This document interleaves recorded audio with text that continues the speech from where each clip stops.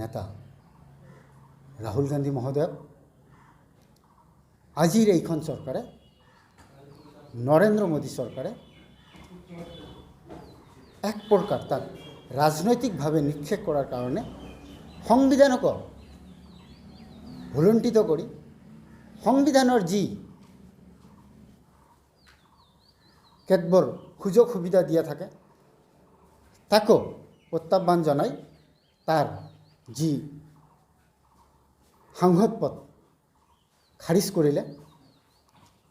তাৰ কাৰণে গোটেই ভাৰতবৰ্ষব্যাপী আজি ৰাইজে জাগিছে, মানুহে অতিষ্ঠ হৈছে।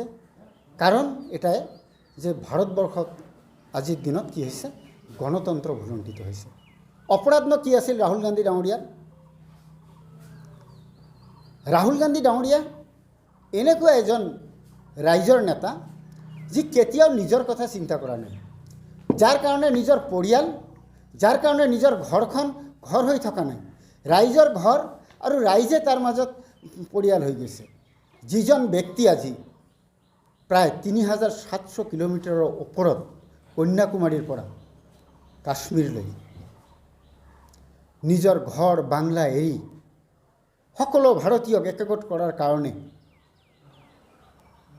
পদযাত্ৰা কৰিলে, যিজন ব্যক্তি কেতিয়াও নিজৰ কথা চিন্তা নকৰিলে, সেইজন ব্যক্তি গণতন্ত্ৰৰ খাতিৰত অকল আদানী, গৌতম আদানীয়ে ২০,০০০ কোটি টকা কৰ পৰা এক্সেচিভ পালে এই প্ৰশ্ন কৰাৰ কাৰণে ২০১৯ চনত কৰ্ণাটকৰ এখন ৰাজহুৱা সভাত দিয়া এটা ভাষণৰ অপব্যাখ্যাৰে কি কৰিলে, ফেব্ৰুৱাৰী মাহত কেছটো ৰিঅপেন কৰি ইমান সোনকালে এটা ৰায়দান কৰালে আৰু সেই ৰায়দানৰ ২৪ ঘণ্টাৰ আগতে য'ত ৩০ দিন সুযোগ দিয়া আছে উচ্চ আদালতলৈ যোৱাৰ, ২৪ ঘণ্টাৰ ভিতৰত তাক কি কৰা হ'ল, সাংসদ পদৰ পৰা তাক খাৰিজ কৰা হ'ল। মোক্ষম আঘাত আজি আপোনালোকে চাইছে, ভাৰতবৰ্ষৰ প্ৰতিটো বিৰোধী ৰাজনৈতিক দল আজি একগোট হৈছে। কাৰণ আজি বিজেপিয়ে এনেকুৱা এটা পৰিৱেশৰ সৃষ্টি কৰিলে গোটেই ভাৰতবৰ্ষখনত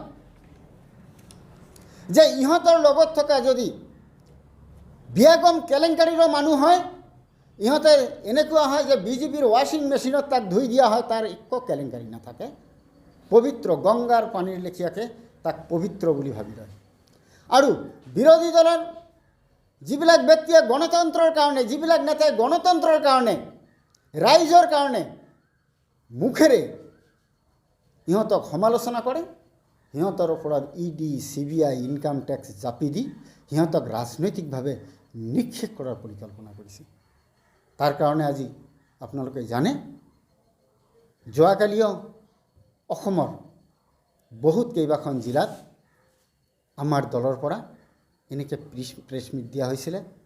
আজিও কেইবাখন জিলাত আমাৰ অসম কংগ্ৰেছৰ প্ৰদেশ কংগ্ৰেছৰ স্প'ক্সপাৰ্চন সকলোৱে প্ৰেছ মিট দিছে। আমি এইখিনি বস্তু ৰাহুল গান্ধী নেতা তেওঁ গণতন্ত্ৰক ৰক্ষা কৰাৰ কাৰণে যি আজিৰ দিনত নিজকে উচৰ্গা কৰিছে, সেইজন ব্যক্তিৰ ওপৰত এনেকৈ যদি আক্ৰমণ কৰা হয়, সাংসদ এজনক যদি এনেকৈ আক্ৰমণ কৰা হয়, তথাপি ক'ব লাগিব সাংসদজন কোন সাংসদ, যাৰ দেউতা ভাৰতবৰ্ষৰ কাৰণে শ্বহীদ হৈছে, যাৰ দাদী আম্মা কি হৈছে, ভাৰতবৰ্ষৰ কাৰণে নিজৰ জীৱন দিব লগা হৈছে, যাৰ বংশৰ পূৰ্বপুৰুষসকলে সকলোৱে ভাৰতবৰ্ষ স্বাধীন কৰাৰ কাৰণে, ইংৰাজৰ পৰা স্বাধীন কৰাৰ কাৰণে বছৰে বছৰ ধৰি এই জেলত থাকিব লগা হৈছে, তেনেকুৱা এটা বংশৰ এজন সাংসদক আজি যদি এনেকৈ ৰাজনৈতিকভাৱে সঁচা কথা কৈ প্ৰধানমন্ত্ৰীক বিপাঙত পেলোৱাৰ কাৰণে যদি তাৰ ওপৰত এনেকুৱা একশ্যন লোৱা হয়, তেনেহ'লে এই ভাৰতবৰ্ষক কেনেকৈ গণতন্ত্ৰ জীয়াই থাকিব? গোটেই ভাৰতবৰ্ষত প্ৰতিটো দলে, সমাজবাদী পাৰ্টি, আম আদমি পাৰ্টি, তৃণমূল কংগ্ৰেছ, নেশ্যনেলিষ্ট কংগ্ৰেছ পাৰ্টি, সকলো বিৰোধী দলে আজিৰ দিনত ওলাই আহিছে। সকলোৰে এটাই কথা, ভাৰতবৰ্ষৰ গণতন্ত্ৰ ৰক্ষা কৰিব লাগে। সেইকাৰণে আমি কৈছোঁ, আপোনালোকৰ সহায় বিচাৰিছোঁ ৰাইজৰ মাজত গণতন্ত্ৰক প্ৰতিষ্ঠিত কৰাৰ কাৰণে প্ৰতিজন গণতন্ত্ৰপ্ৰেমী ৰাইজে যেনেকৈ কাম কৰিছে, আমিও আপোনালোকৰ প্ৰেছৰ পৰা, আপোনালোকৰ সাংবাদিক বন্ধুসকলৰ পৰা সহায় বিচাৰিছোঁ, যাতে ভাৰতবৰ্ষৰ এই সৰ্ববৃহৎ গণতন্ত্ৰক ৰক্ষা কৰাৰ কাৰণে আপোনালোকৰ ভূমিকা অনস্বীকাৰ্য আৰু আপোনালোকে এইখিনি যাতে পালন কৰে, তাৰ কাৰণে আহ্বান জনাইছোঁ। ধন্যবাদ।